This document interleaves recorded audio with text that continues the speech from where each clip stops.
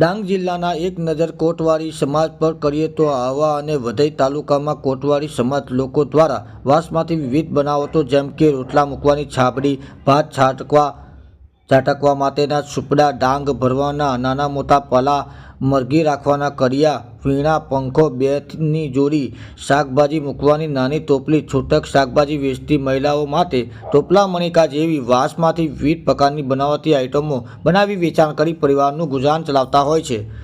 ત્યારે હાલના સમયમાં જોતા વાંસમાંથી બનાવતી ઉપરોક્ત આઇટમો વસ્તુઓ ઉપયોગ ખૂબ જ ઓછો થતો જોવા મળી રહ્યો છે।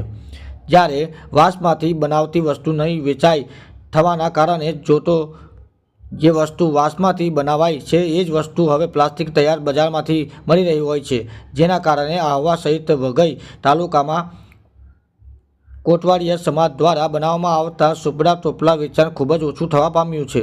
વાત કરવામાં આવે તો પહેલાંના જમાનામાં પણ લોકો વાંસની વસ્તુઓ ઉપયોગ કરતા હતા, જે વાંસમાંથી વસ્તુઓ બનતી આવી રહી છે। જ્યારે હાલના જમાનામાં જોતા આનો ઉપયોગ ઘણો ઓછો થઈ ગયો છે। એક નજર કરીએ તો વાંસની વસ્તુ લોકોના જીવનમાં એક અલગ અલગ જગ્યા બનાવી રાખી છે, જ્યાં ક્યાં બીજી કોઈ પ્લાસ્ટિકની, કાચની વસ્તુઓને બદલી નહીં શકે।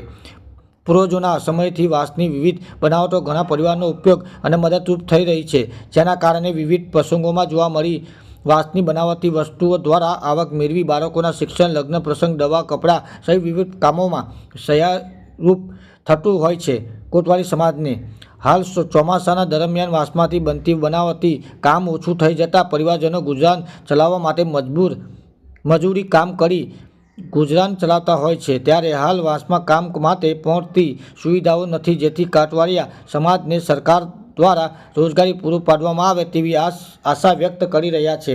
રિપોર્ટ મિલન દુરે, હર હંમેશ સત્યની સાથે।